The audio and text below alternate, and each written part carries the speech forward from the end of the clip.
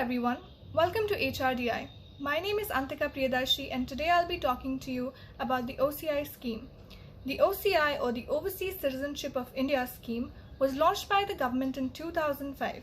This came after various demands from the Indian diaspora for a dual citizenship.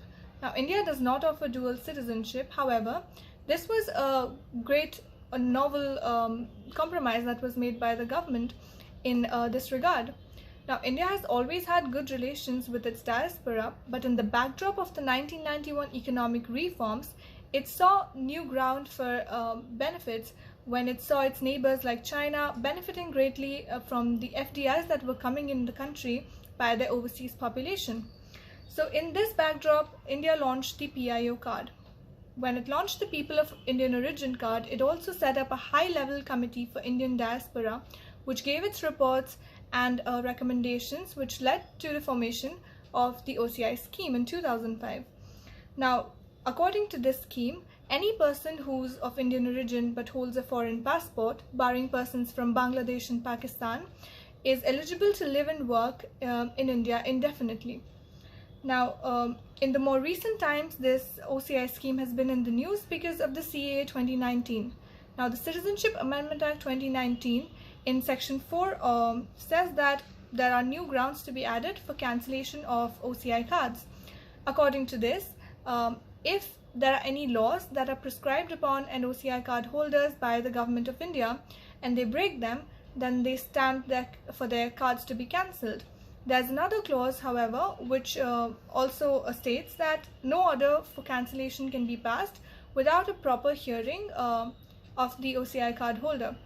Now, this has spiked arguments on two sides. On the one hand, there are people who are saying that these clauses are arbitrary and unconstitutional because there are no legislative guidelines for the government to work on, and so the government can act in an arbitrary manner.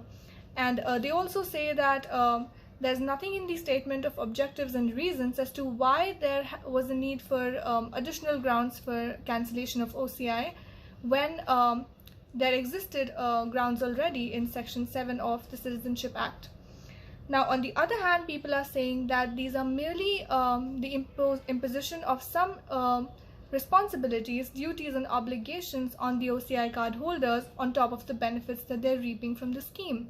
They also say that there's nothing wrong with this addition as it's merely an evolution of the policy, just like any public policy evolves, and grounds existed beforehand also for cancellation of OCI, so this is nothing wrong.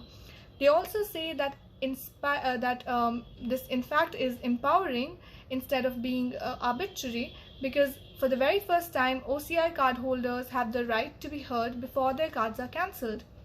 They also say that it's presumptive to assume that the government would act in an arbitrary manner because the government should be seen as an entity that works in benefit of its people and not otherwise. Now, we shall have to see what kinds of laws the government chooses and notifies in its official gazette to be imposed onto the OCI card holders to take this discussion further.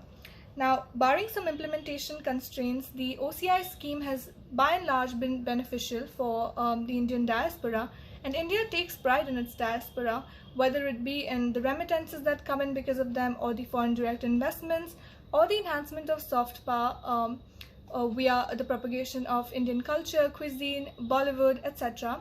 by this diaspora. So we are to see how this dynamic policy will evolve and how the Indian government will, what kind of laws the Indian government will impose on the OCI card holders, and we'll keep you updated on the same. Thank you.